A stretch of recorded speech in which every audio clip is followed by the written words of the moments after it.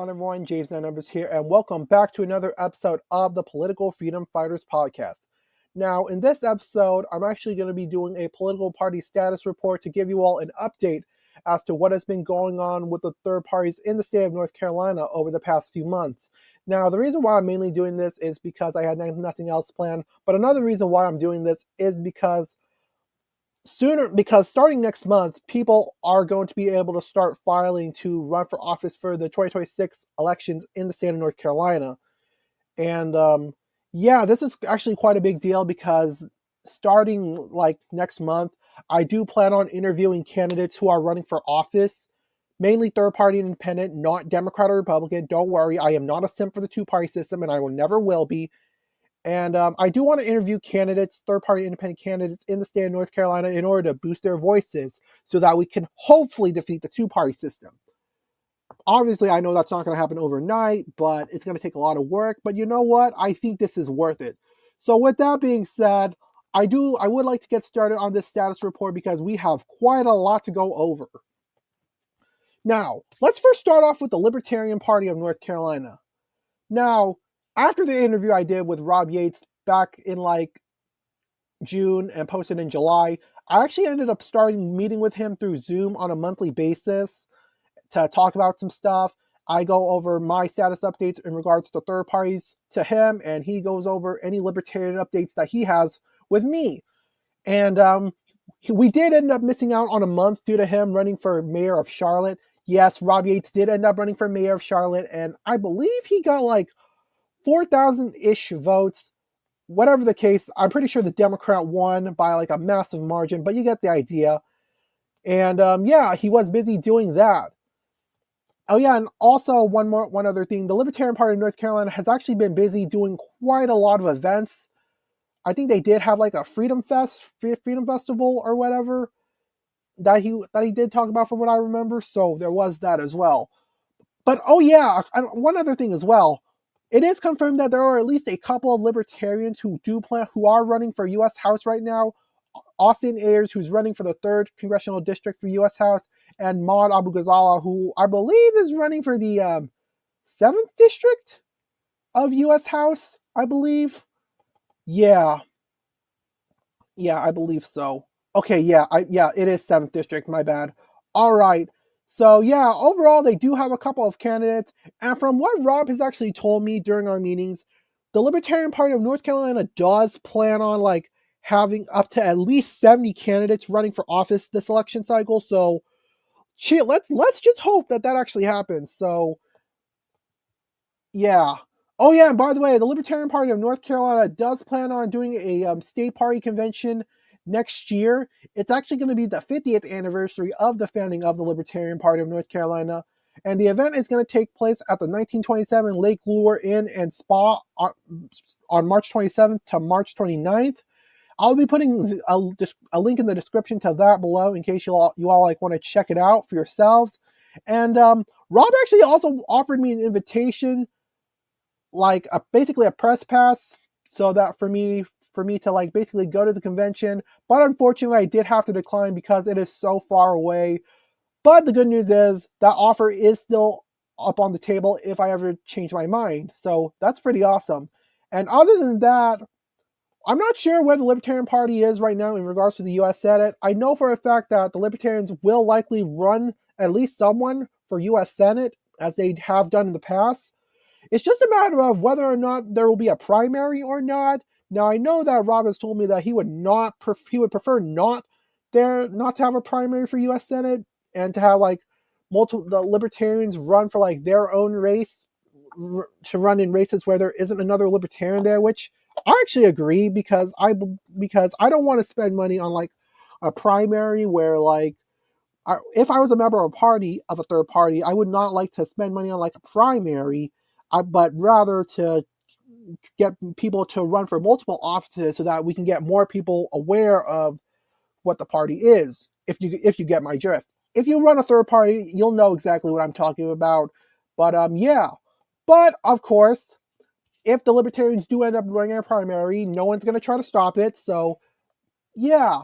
With that being said, I'm actually going to pause the video for a bit because I do need to add a few things to my script real quick. Hang on. All right, I'm sorry about that. I actually needed to add a few independent updates as well on my script, just so that I wouldn't forget. But anyways, the next thing we're gonna go over is the North Carolina Green Party. Now, I actually do end up meeting with some members of the North Carolina Green Party through this reading group called the Left Unity Study Group. It's basically just a reading group, basically where we end up reading theory and going over leftists throughout the left's history to go over what they believed in and what we can learn from them. So yeah, I do end up meeting with people from the Left Unity Study Group every Thursday at around like 8:30 p.m. ish. We usually start our meetings at like 8:30 p.m., but it's really more like 8:45 in order to do like in order to give people more time to like join in, but you get the idea. But other than that, I actually did end up meeting with the camp with Josh Bradley's campaign last night. Josh Bradley has been endorsed by the North Carolina Green Party, and for those of you that don't know, Josh Bradley is actually, I believe, the chairman of the Socialist Party of North Carolina. I've actually done an interview with him and his party a few weeks ago, and I will be putting a link to that in the description below as well in case you all want to check it out for yourself. So basically, through talking through Josh Bradley's campaign last night, I actually ended up learning that the Greens actually do have an official candidate for U.S. Senate. His name is Brian McGinnis, and he's currently a fireman. And Brian McGinnis was actually a veteran, so that's pretty nice. And yeah, that's pretty good. I am still working on getting an interview from the Greens. In fact, I actually did talk about that with the Greens last night as well. And it seems like the Greens do seem very, very interested in this, and they're currently right now some of them are talking to the central committee to see if they can get an interview with me, and they have listed some people who might be willing to do an interview because they are just that good at interviews. So I am looking forward to that. Hopefully the Greens respond soon, and then after that I'll probably try my best to interview Brian McGinnis and Josh Bradley and so on and so forth. And the last thing I do want to go over is that the National Green Party actually does have a Discord server. Now, it's not like an official Discord server by any means, but it's a place where like the Greens, like where Greens and others, and where the Green Party and their friends like hang out together and do some Discord stuff. And sometimes they may do some organizing here and there. But yeah, basically that's what's been going on with the North Carolina Green Party recently. I hope to get an interview with them soon, and yeah, this will be exciting. All right, the next party that we're going to be going over is the Constitution Party of North Carolina. Now, I actually do attend the Constitution Party of North Carolina's meetings twice a month. The first meeting being the first Monday of the month, and the second being the third Monday of the month. That's just the way they handle their meetings. And yeah, basically, I'm just an observer just to see what the Constitution Party of North Carolina is doing. Oh, yeah, and as of right now, the Constitution Party of North Carolina is petitioning for ballot access once again. So I will be putting a link to their website in the description below just in case you want to help them petition and gather signatures so that they can get ballot access, you know. And they're also attending gun shows and other events to basically gather signatures because gun shows do seem to be like one of the best ways for them to gather signatures, considering that the Constitution Party is in favor of the Second Amendment. And also from what I have heard from the Constitution Party of North Carolina, they also have been facing some financial problems recently within the state party. So I'm hoping that gets fixed soon. They do plan on like opening up a store, and I believe one of them is actually currently trying to get into discussions with the Libertarian Party of North Carolina, because the Libertarians and the Greens as well, by the way, actually have their own store for like merch and stuff. The Libertarians even have like shot glasses as well, which I think is awesome, considering that the Libertarians are basically like pro beer and stuff. But basically, you get the idea. The Constitution Party of North Carolina is trying to open up their own store, and soon enough, you'll have the option to buy some merch from them. So that's going to be pretty awesome. But anyways, oh yeah, and the last thing I do need to go over from them is that through attending one of their meetings, I have since learned that the changes in the petitioning process that have actually been going on earlier this year, that has actually been pushed to next year, mainly because the General Assembly does not plan on passing like any more legislation. So yay, we've actually been able to kick it down the curve. But until then, Kevin's going to try to continue getting into contact with someone from the General Assembly to craft a bill in order to defeat the rules that we were able to push to get under legislative review a few months back. So, yeah, I'm sorry about that. I am getting really, really out of breath right now. But yeah. Oh yeah, and by the way, from what I've been told, apparently like one of the state representatives, John Bell, is apparently like our best chance of getting those rules defeated. So John Bell, if you're listening, please, please, please, please make a bill to defeat the rules so that third parties don't have to suffer badly for basically BS reasons by the Democrats. Please, please. I'm and yeah, and I'm actually very disappointed in the Republican Party. Even after like the state after control of the state board of elections went from Democrats to Republicans, the Republicans have essentially done nothing to stop this from happening. All efforts to oppose the rule changes in the petitioning process have been done by third party and independent efforts only. So Republicans, if you want to actually fight for us, if you want to actually if you actually want the third party vote, please oppose the rules. Please oppose these rule changes, please. And I'll be putting a link in the rule changes in the description below just to tell you all what I'm talking about. It's basically like 3 rules that we are opposing, and yeah, I'll put all the links in the description below because I have a lot more that I need to go over. So yeah. I actually got to use the bathroom real quick.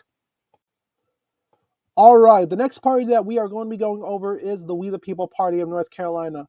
Now, I understand that many people in the We the People Party of North Carolina were disappointed when RFK dropped out of the race and pulled out of North Carolina, which sucks because that ended up costing them their ballot access. And yeah, I understand. It was pretty upsetting. But anyways, what has the We the People Party been going up to since then? Well, other than the fact that I've gotten an interview with Mark Ortiz, that was actually pretty fun, by the way. I think that was the longest interview I've done thus far.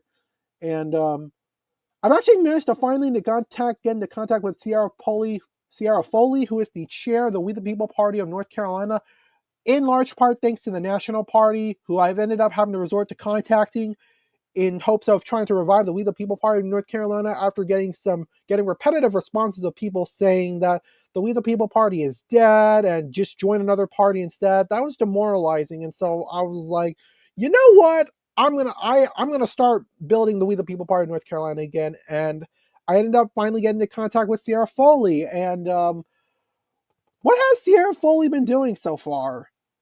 Well, the We the People Party of North Carolina has started their petitioning again. She did tell me ahead of time that the We the People Party of North Carolina was going to do that. So, yay! The We the People Party is not dead. Let's go! Yeah, I'm sure Republicans are going to be triggered by that, and I do not give a damn. And the We the People Party of North Carolina is also endorsed an independent running for office, and I believe this is on the local level. And the party is actually working on getting is currently trying to work on a few others as well. Apparently these people are in like some sort of like organization that the We the People Party is working with.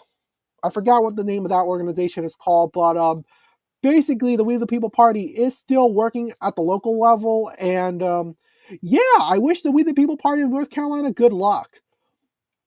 And what else has been going on? Oh yeah, the chair of the We the People Party of North Carolina, Sierra Foley, has actually been facing some personal issues recently, so yeah, I'm not sure what's going to be happening at that point on. And she did mention the co-chair of the We the People Party of North Carolina, Ryan Raba. But the problem is, I've actually attempted again to I'm sorry.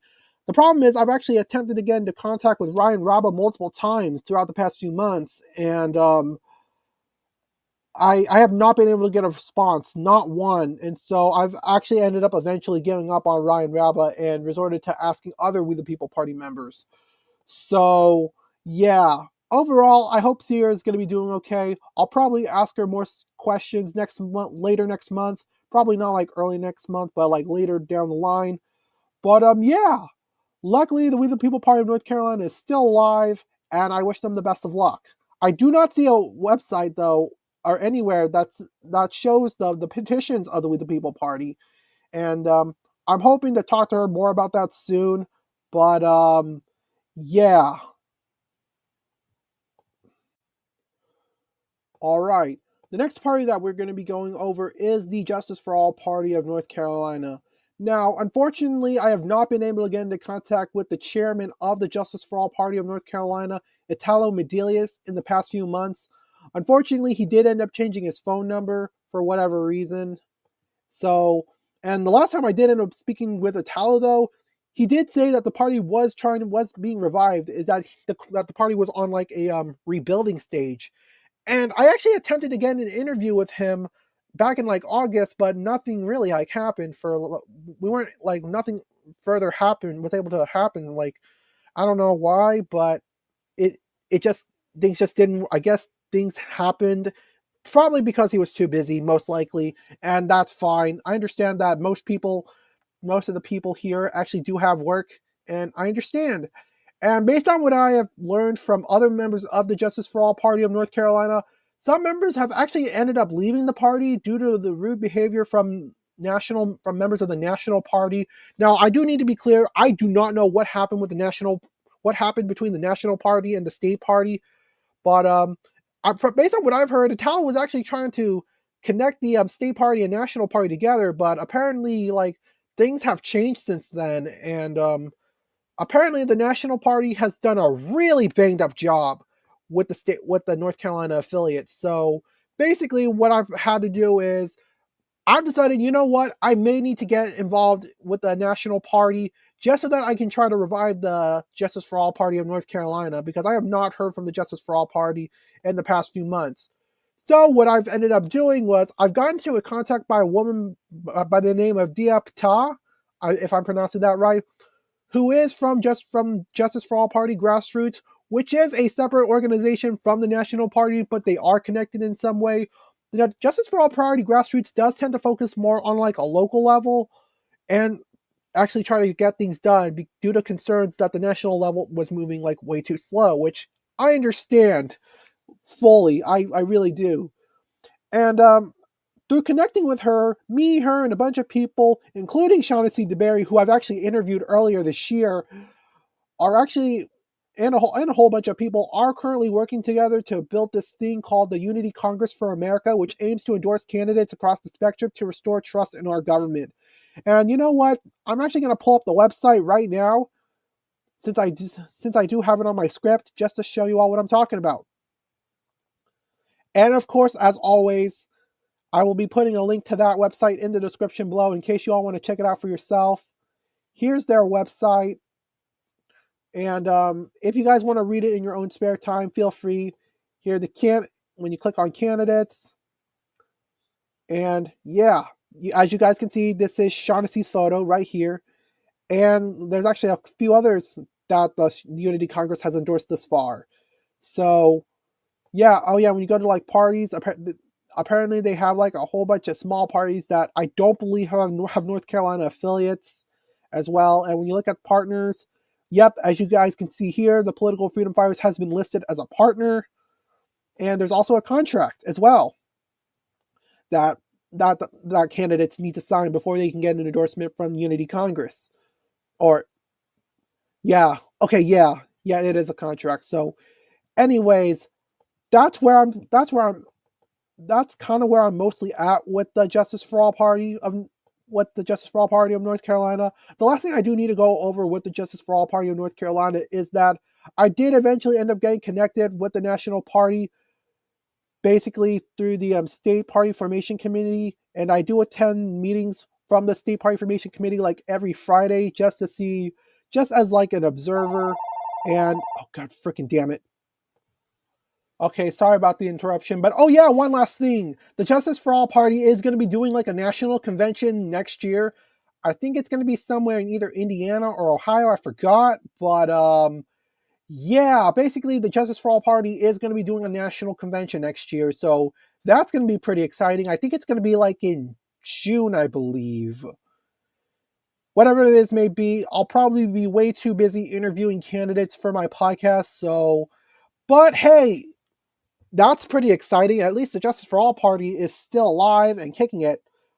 And they're actually, and from attending the state party formation committees, one of the members, I believe her name is Tracy, has actually ended up getting into contact with Dr. Cornel West, who was the party's candidate in 2024. And basically, they're trying to work with him right now to see if they can get him on board with the Justice for All party and basically make a push for this party. Because basically, some people are concerned that Dr. Cornel West is way too in bed with the Democratic Party right now, which is understandable. And honestly, I hope they succeed because we need third parties in North Carolina. We need to revive the Justice for All party in North Carolina just to preserve their legacy. I do not want their hard work to be in vain, all right? I don't want any third party's hard work to go in vain. So, yeah, if any of you are interested in third party politics, please let me know by email.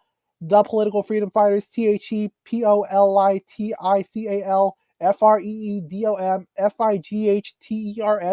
gmail.com. And yeah, if you're interested in third party politics, feel free to email me and we can talk about this together. But anyways, that's about all I got for the Justice for All party of North Carolina for now. All right, the next party that we are going to be going over is the Veterans Party of North Carolina. Now, since the last time I've talked to Mr. James Bledsoe, the Veterans Party of North Carolina has revamped their website, and the Veterans Party has also started their petitioning for ballot access. Other than that, the last thing I do need to go over is that the Veterans Party of North Carolina has endorsed a few candidates so far. They endorsed Rob Yates for mayor in 2025, so that's pretty awesome. I believe they have endorsed a Republican by the name of like Don Brown. Who, so yeah, there's that as well. And obviously, I think based on what I've seen, I think Mr. James Bledsoe is going to be running for Raleigh City Council again. So that's pretty good. And I believe Mr. James Bledsoe has also been endorsed by the Reform Party as well. So that's pretty awesome.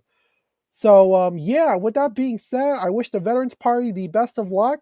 I haven't gotten in contact with Mr. Bledsoe in a while, but the last time I got a response from him, it was basically in regards to the changes in the petitioning process, and he actually did send me an email about of him sending his letter to the Board of Elections. Basically, what I did with the poll petitioning process thing, I actually did end up receiving a letter template from someone from the Constitution Party of North Carolina, basically on what rules that we were opposing. And after receiving that template, I just like sent it out to like all the third parties. So yeah, so I know the Veterans Party did turn their letter in back in like August, and hey, they were a big help. So thank you again to all the third parties who have been contributing to this fight thus far, and yeah, let's keep going.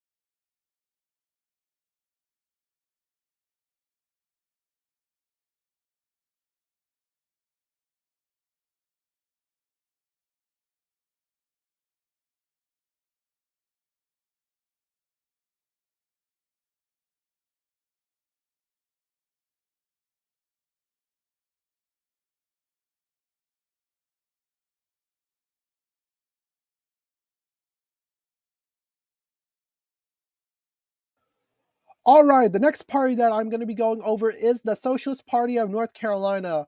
And like I said before, a few weeks ago, you saw me interview members of the Socialist Party of North Carolina. My first group interview, by the way, which was pretty awesome. So, how's the Socialist Party of North Carolina doing? Well, like the Greens, I actually do meet with the Socialist Party of North Carolina members every Thursday through the Left Unity Study Group. And their chairman, and I also do attend their chairman, Josh Bradley's campaign meeting because Josh Bradley, who is the chair of the Socialist Party of North Carolina, is running for Raleigh City Council once again. And currently, right now, they're debating on whether or not when they should file when Josh needs to file to run for office, so that like the Democrats won't take advantage of screwing him over. So yeah, I'll try to keep the details limited as possible on his campaign's behalf, just to make sure Democrats don't do something crazy. And currently, right now, the Socialist Party of North Carolina is trying to get multiple chapters together to form a state party, based on what I've heard. And they do have plans on eventually trying to start petitioning for ballot access, which is awesome because because I think we're going to need a lot more parties. And I think the Socialist Party is a great party for those that are not interested in the Greens for like whatever reason. I don't know. But anyways, oh yeah, one more thing. Josh Bradley has actually managed to get his campaign website up and running again. So you no longer will before the website, when you try to open like the website, you would get like some sort of like internet not secure message that will basically prevent you from getting into his website. But that's been fixed since then, and yeah, you can actually access his website now. And I do plan on doing a separate interview with Josh Bradley to discuss his campaign and basically go over his platform. So that's going to be really exciting. There's a really good chance that Josh Bradley might be my first repeat guest, and that's going to be awesome. I know Nicholas Hensley has offered to has been the first to offer himself as a repeat guest onto my podcast, which I still would like to do in the future. So yeah. Oh yeah, and speaking of Nicholas Hensley, we got to go over reform next. Hang on.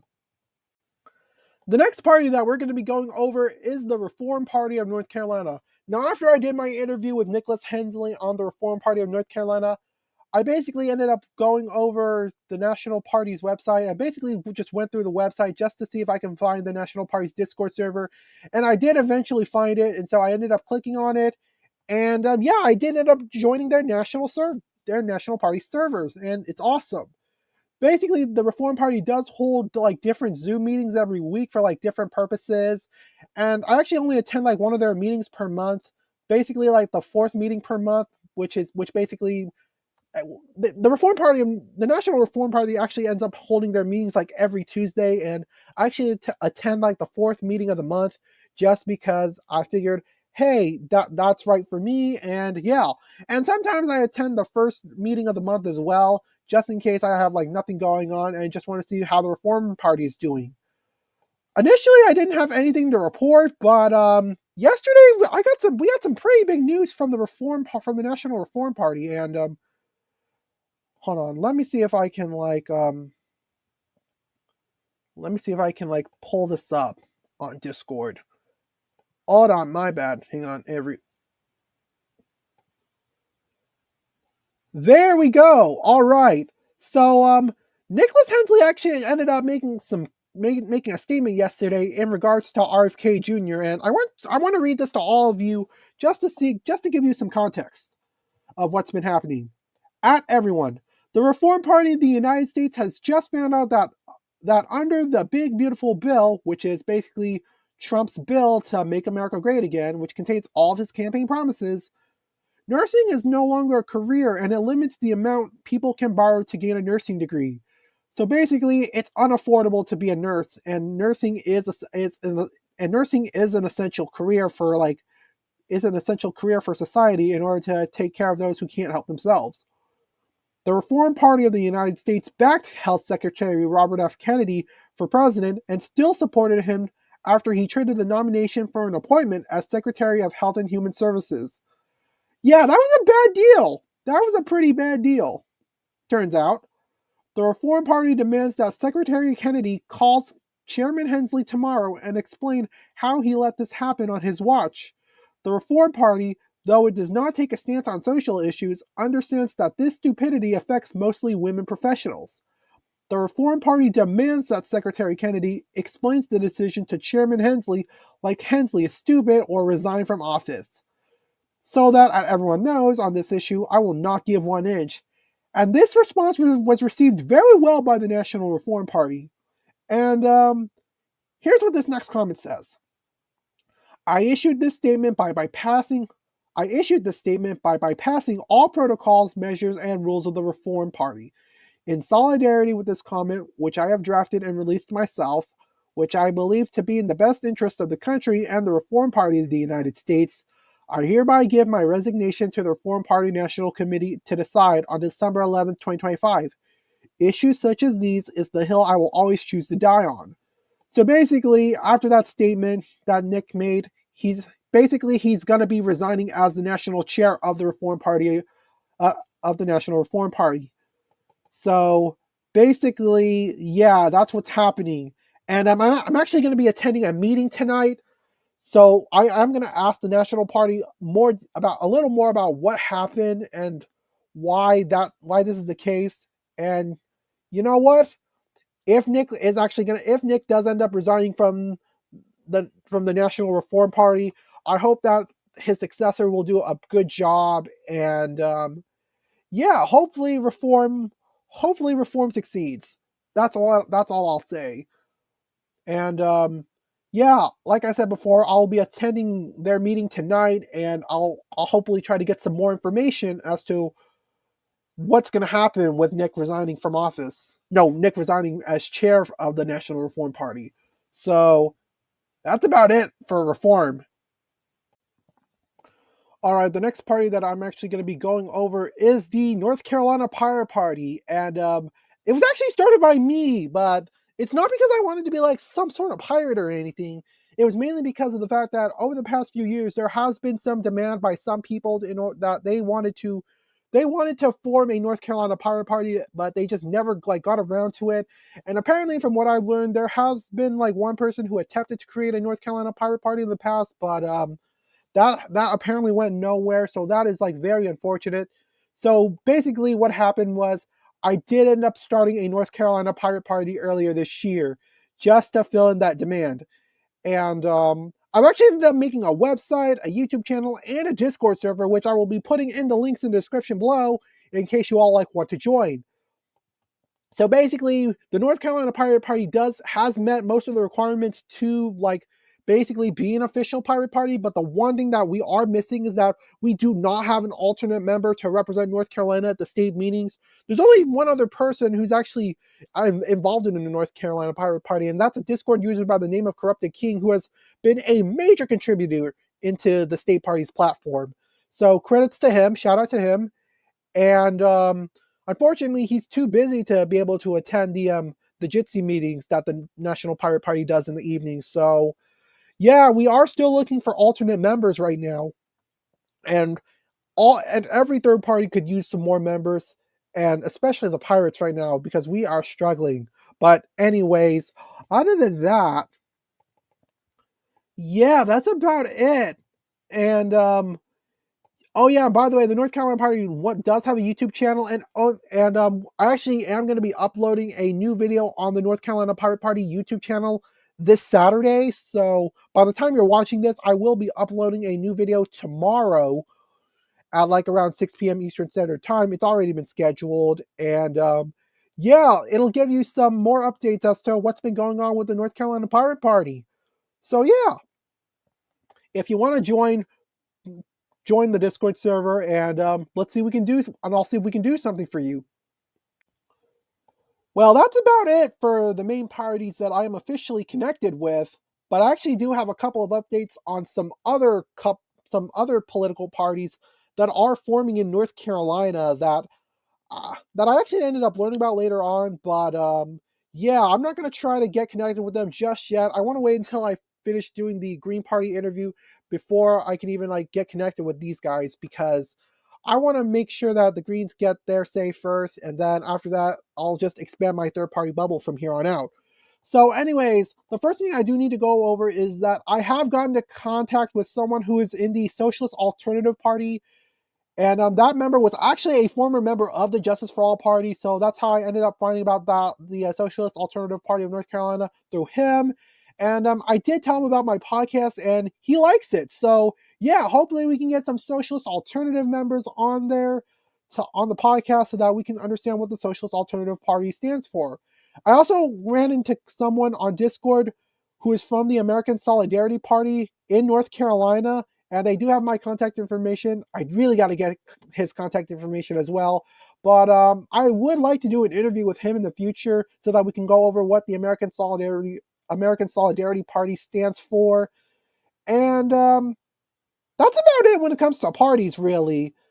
And I actually do have quite a bit to go over with independents as well. So yeah, I'll be right back for a moment. All right, with that being said, let's go over the independent candidates that I've stumbled across so far in North Carolina for 2026. Now, the first person I'm going to be going over with David Clayton is David Clayton, who is running as an independent for U.S. House District 5. Now, I initially did get along with David Clayton fine, but for whatever reason, he has blocked me on TikTok.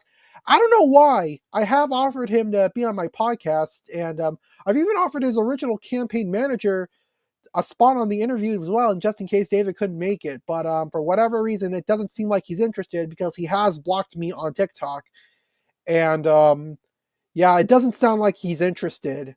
And oh yeah, and by the way, I have attempted to get into contact with his campaign manager through email as well a few months back, but I never got a response since then, and I eventually gave up on interviewing David Clayton. And his new campaign manager, Yogi, did eventually finally respond to my emails earlier this month. And I forwarded him the emails just so that he can understand what's been going on with that. But I've also not gotten a response since then as well. So it doesn't look like I will be getting an interview from David Clayton. And I'll be honest with you, I'm not sure if he's even going to make it on the ballot with the rate he's in. Let me see. Let me pull up the North Carolina petitions real quick, just to give you all an understanding of what I'm talking about. Search. Oh yeah, and yes, this is led by the State Board of Elections. I know, very annoying, but they're the best that we got when it comes to this type of stuff. So well, let me pull this up, and as you all can see here, David Clayton only has like 95 signatures right now, and as you all can see, he needs 8,234 by March 3rd, 2026, which I believe is the first Tuesday of March. That's the requirement for all unaffiliated candidates. So yeah, hopefully he can get those signatures. I'm not sure if he will though. That's a pretty massive long shot. But anyways, oh yeah, the next person I would like to go over is Josh Hager. Now, luckily, have not gotten blocked from him. It's just that I have not gotten any luck with getting a response from him on getting. I'm sorry. I've had no luck getting a response from him getting an interview to be on my podcast so that we can go over his campaign. I've had no luck about that. I did end up I did end up I'm sorry. I did end up getting into contact with a local Democrat by the name of Alvarez Santana, who I mentioned earlier, who was endorsed by the Ford Party. And she does know Josh Hager from the looks of it. So I did get a response from her, and that she did send a message to Josh about me, but I have not heard back from Josh Hager since then. So, Josh, if you are interested in Josh, if you're somehow watching this video, please, Josh Hager, I would love to do an interview with you. So, yeah. Hold on a second. I think I'm going to need to pause the video real quick. I also managed to get into contact with a woman by the name of Miss Tita Hunter Harad. I ended up finding her email after a massive, long internet search. I'm basically an internet sleuth, essentially. I just go through a lot just to find an email. But I eventually found it. I sent that email to her. I also ended up finding her website, but anyways, like I said before, I did end up sending an email to her. I actually managed to get a response from her, which, thank you, by the way, Miss Tita Hunter Harad. I hope I'm pronouncing that right. If not, I do apologize. but I do want to thank her for actually for responding. She's running for U.S. House District 9, and I believe she's a professor, by the way. And she did express that she would have liked to do the interview, but she did talk to her husband about it, and he said no because he felt that she was not prepared. So, which, yeah, I understand, I guess, because who knows, she might not get on the ballot, but hey, but you know what? Whatever his concerns are, I will respect it. And she did say in her email that if she does change her mind, or if her husband changes his mind, that she'll let me know and we can set up an interview. So, yeah, as of right now, we will not be getting an interview from Tina Hunter Rod. But if she does change her mind, I'll let you all know, and that's going to be exciting. So, yeah, I do. No matter what happens, I do appreciate her responding because I have sent emails to multiple people before. For example, David Clayton, Josh Hager, and a whole bunch of independents who I've sent emails to and no response. So I do want to thank her for responding because, god damn, it's better than nothing. That's what I'll say. I also managed to bump into a man by the name of Jeffrey Scholl, who is also running for U.S. Senate as an independent. I believe he owns a company called Trackshot, which is something having to do with guns and weaponry for whatever reason. He actually does have a campaign platform up, and his name is on the petitioning search. So yeah, needless to say, he is petitioning for ballot access. I have sent emails. I sent a few emails to him, and so far I've gotten nothing. So yeah. And lastly, I do need to go over. There's actually a woman who's by the name of April Montgomery, who is running for NC District 51, and she doesn't have an email. It seems like she only uses Instagram and Facebook. Hold on, I need to check and make sure I get this right. April Montgomery for NC House. I know she has a website somewhere. Um, uh, Hold on a second. All right, yeah, hold on, let me pull it up. It is Facebook and Instagram. So she doesn't have an email that I can send directly to her. So basically what I just did a few minutes ago is I basically asked Rob Yates to see if I can to see if he can help me get into contact with her so that I can do an interview with her on her campaign. And yeah, we'll see how that goes. It does look like she is petitioning for ballot access, which is good. And yeah, I think overall that's about it for the independent updates. Um, what else do I want to talk about? Actually, I'm not sure. Let me think about that for a minute. All right, after thinking about this for a while, there's four things that I do want to talk about: the government shutdown, the mega civil war, Zohran Mamdani's election, along with other Democrats who got elected. Speaking of which, I need to write that down before I forget. And other Democrats. And the recent events learning that one of the Kennedy granddaughters, I forgot what her name was, is actually facing a terminal illness. And apparently that's like a big deal or something. So the first thing is, I want to talk about the government shutdown for just a bit. Apparently, from what I've learned, from what I've heard, the government shutdown happened was because Trump wanted to cut SNAP benefits and Democrats wanted to fight to preserve SNAP benefits. And apparently, from what I've also heard, the Democrats have also caved, or some Democrats caved, and people were not happy with Chuck Schumer and such. And I'll be honest with you, I have absolutely no opinion on the government shutdown. The main reason why I didn't even want to report on it is because it doesn't even matter. This is one of those issues where, okay, the government shutdown is going to happen, and then we'll all move on from it. No, seriously, I didn't even care about. I didn't even know that the government shut down. Well, actually, I did know the government was shut down, but I didn't even care about the government being shut down. It doesn't affect a lot of us. I mean, I'm sure it impacts some people, but it's one of those things, though. It it doesn't matter to me. The government eventually reopened, and we're gonna move past it, just like how we did with the speakership battles of 2023 and 2025, when the Republican Party was struggling to find a candidate to nominate for Speaker of the House, and we've all moved on from that, It was so annoying and basically so pointless as well. At the end of all this, the government shutdown was basically pointless, and yeah, it's one of those things where we'll eventually get over it. Sad to say, but it's true. And boy, oh boy, are the Democrats divided. Were the Democrats divided? And boy, did they need to do some soul searching. But speaking of soul searching and division, MAGA is actually in a civil war right now, and I think a lot of that has to do with what's been with Israel and the Republican Party's interventionist foreign policy, and Trump's stance on immigration recently having to change from being Trump is no longer as hardcore on anti-immigration as before, and this got people like Nick Fuentes mad. And basically, from what I've learned, MAGA is dead.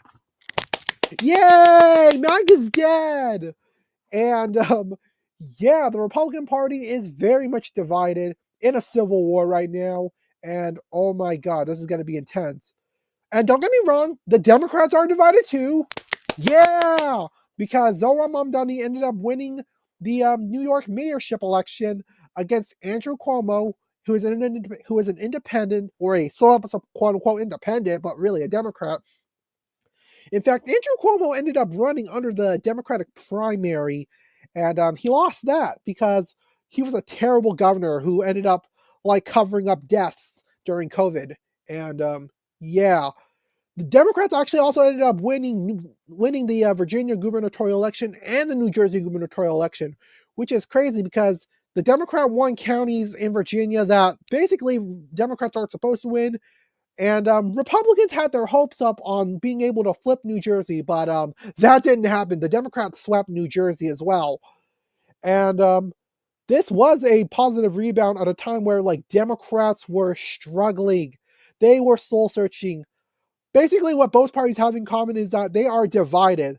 They both have their own moderate faction, the quote unquote moderate faction, which is not really moderate, and their extremist faction, which I actually do believe they are extremists. They're they're quote unquote populist faction, which I don't believe they're populist. I think they're just using populism to grift for their own benefit.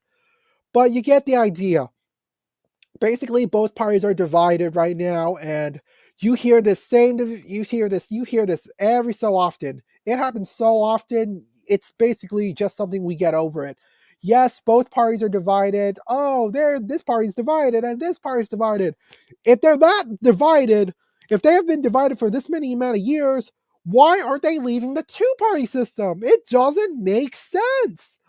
Why are we still trying to preserve this two-party system if neither of the major parties can even unite? Like, it's freaking ridiculous. I'm sorry, but I think the two-party system needs to be dissolved. Anyways, the last thing I do want to talk about is that one of the Kennedy granddaughters actually has like a terminal illness, and people were reporting about it like it's sliced bread. Look, I get that it's some sort of famous person, but I've never heard of her, and really, I hate to be rude, but yeah, do I feel bad for her? Yes, I feel bad for her.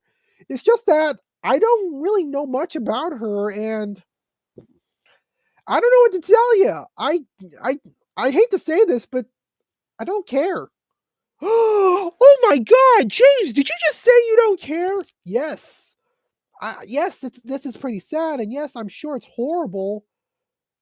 I guess and we can all say the same thing about like Joe Biden's health getting worse, and we can all say the same thing just same thing with Trump getting shot and Charlie Kirk being assassinated and so on and so forth. It's just I don't know. I guess I just I guess I just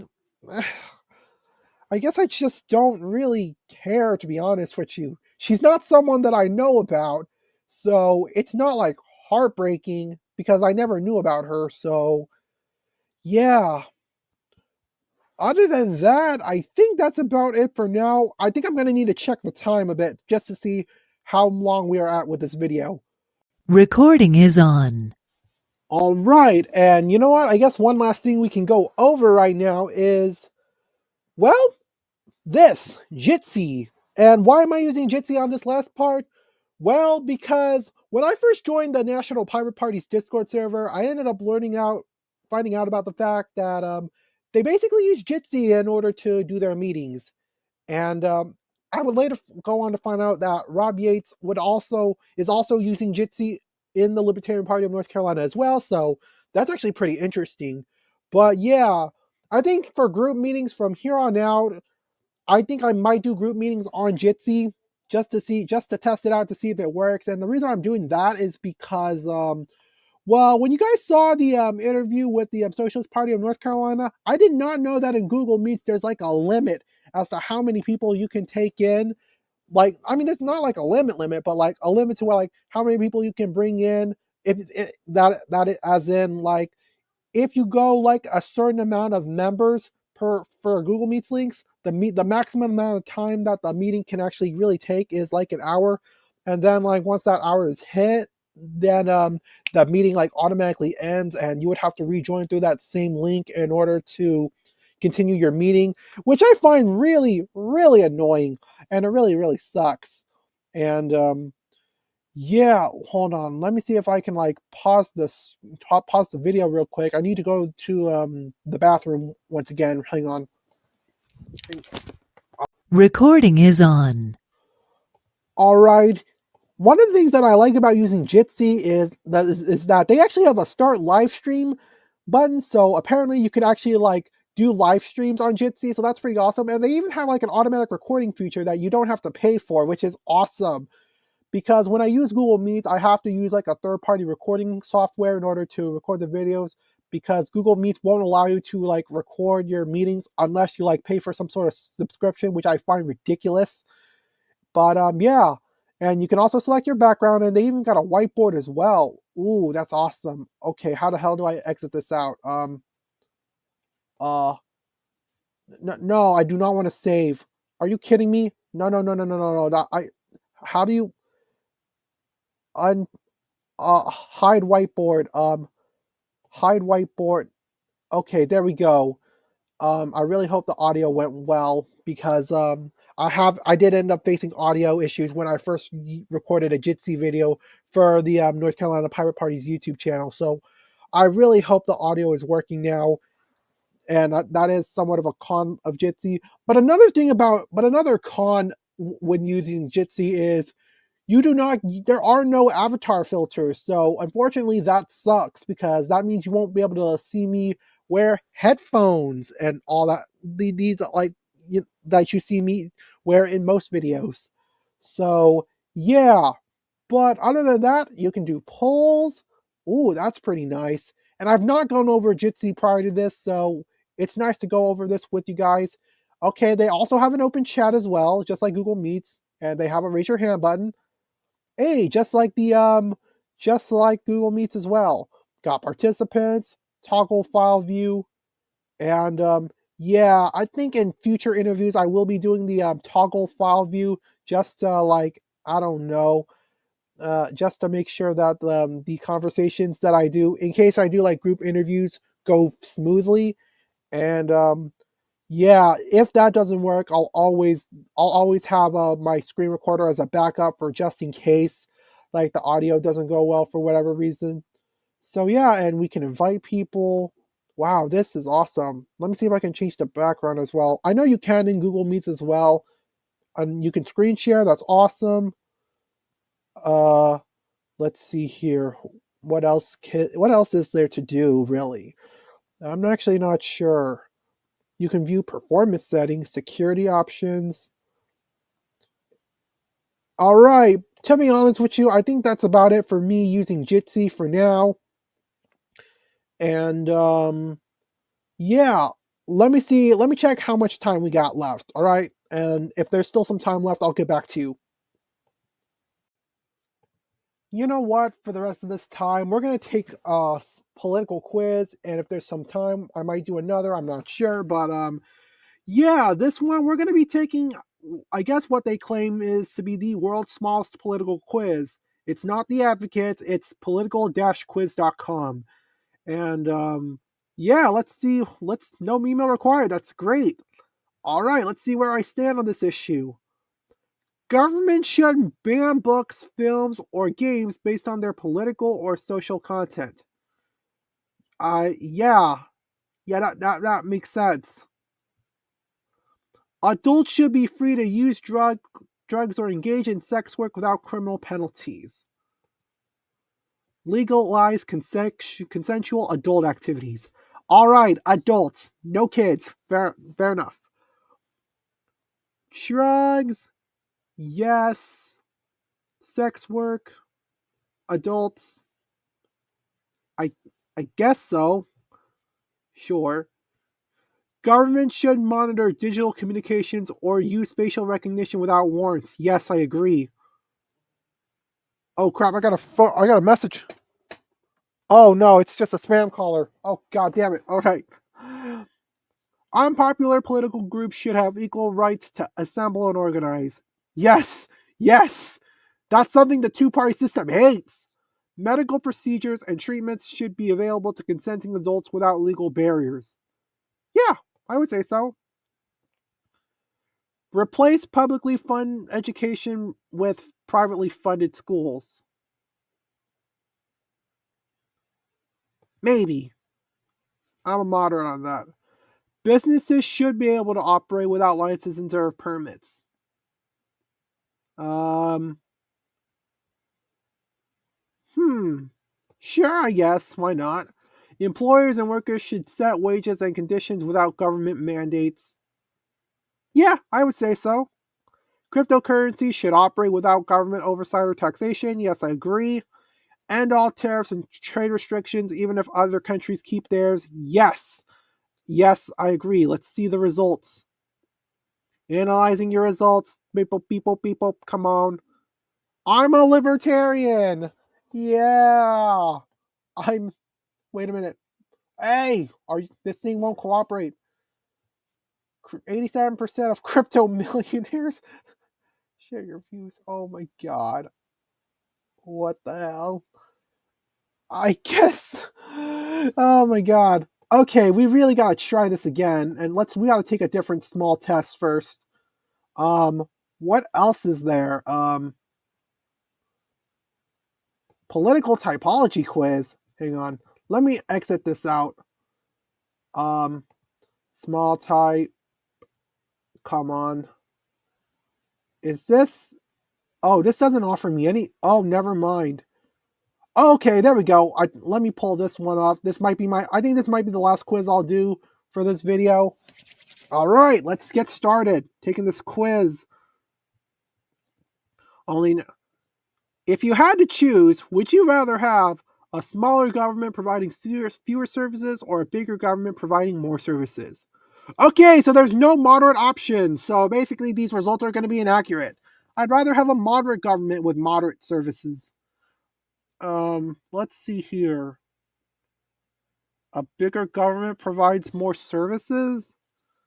I guess I would take a smaller government because I don't trust my state government at all. Which is closest to my view? America's openness to people from all over the world is essential to who we are as a nation. If America is too open to people from all over the world, we risk losing our identity as a nation. I think I'll pick this one.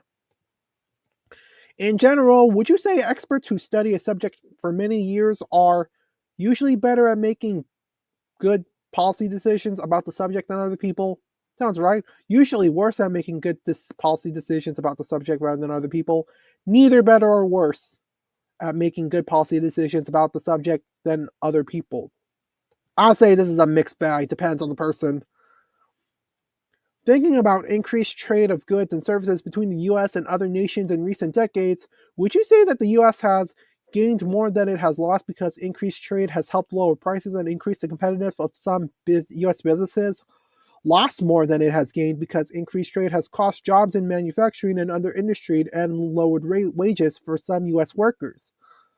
I think both can be true at the same time, and I wish there was a moderate option for this one as well. But if I had to choose, I would say gained. How much more, if anything, needs to be done to ensure equal rights for all Americans regardless of their racial and ethnic backgrounds? A lot, a little, or nothing at all? I'd say a lot. Oh, come on, there's sub-questions. Which comes closer to your view about what needs to be done to ensure equal rights for all Americans, regardless of their race or racial or ethnic backgrounds, even if neither is exactly right? Most US laws and major institutions need to be completely rebuilt because they are fundamentally biased against some racial and ethnic groups. While there are many inequities in US laws and institutions, necessary changes can be made by working within the current systems. I don't like working within the system, so I guess I'll take that, I guess? I don't know. Which of the following statements comes closest to your view? Business corporations make too much profit, and most corporations make a fair and reasonable amount of profit. I'll say that one because what do you mean? What do you mean by business corporations? If they mean like corporations who make like more than $1 million, yes. But if you mean like regular businesses, like everyday people, I would say no. I would say like most businesses in reality don't even make enough profit to survive, in my opinion. But I get it. How much, if at all, would it bother you to regularly hear people speak a, a language other than English in public places in your community? Not at all. Who cares? On a scale of 0 to 100, with 0 meaning you feel cold and negative as possible, and 100 means you feel warm and positive as possible, how do you feel towards Democrat and Republicans? Oh my god, 0! 0 for both. 0. Oh my god, that's the easiest question ever. Which of these statements best describes your opinion about the United States? The US stands above all other countries in the world. The US is one of the greatest countries in the world, along with some others, and there are other countries better than the US. I think we're the best country in the world. That's just my opinion. How much of a problem, if anything, would you say each of the following are in today's country? People being too easily offended by things to say. That's understood. I can see both points of view on this, so I would say major problem. People saying things that are very offensive to others. I could see both sides to this again. So, yeah, both. I would say both major problems. Hold on. Which comes closer to your view of candidates for political office, even if neither is exactly right? I usually feel like there's at least one candidate who shares most of my views, or none of the candidates represent my views well. I'm gonna have to go with none because I don't think there's any particular candidate who, or any party for that matter, that represents most of my views, which is fine. Doesn't mean I won't work with third parties. In fact, I work with third parties all the time, even despite all of our differences in opinion. But, you know, it is what it is. In general, how much do white people benefit from advantages in society that black people do not have? Not too much. I'm sure there is some, but I would say not too much. Do you think greater social acceptance of people who are transgender, people who identify as a gender that is different from the sex they were assigned with, is very good, somewhat good, neither good or bad, somewhat bad or very bad? Neither. They're just everyday people like you and me. Overall, would you say people who are convicted of crimes in this country serve too much time in prison, too little time in prison, or about the right amount of time in prison? That depends on like the area. And it really depends on the area. Again, if there's too much crime, maybe I could see it. If there's too little crime, I don't know. Maybe that might. Maybe I don't think that actually. Then again, that might not be a good justification. I don't know. I don't know. Too much time, the right amount of time. I don't know. Uh, I I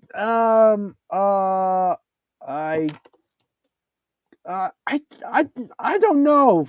I actually don't know. Can I skip? Oh, I can skip. Okay, cool. Which of the following statements comes closest to your view? Religion should be kept separate from government policies. Government should support religious values and beliefs. I think religion should be kept separate from government policies. But you know what? I kind of want to answer this question as well because I think this is important. I would say um, uh, saying this would be a lie, right? Saying this means means we are too lax, and saying this is just cruel. Saying this is too cruel to innocent people who didn't do crimes. Saying this is too cruel to the victims of people who did crimes against their loved ones. And this one is insulting to people who feel like they did nothing wrong. No matter what, none of these stances represent my values. You know what? I might just skip that instead. Religion should be kept from government.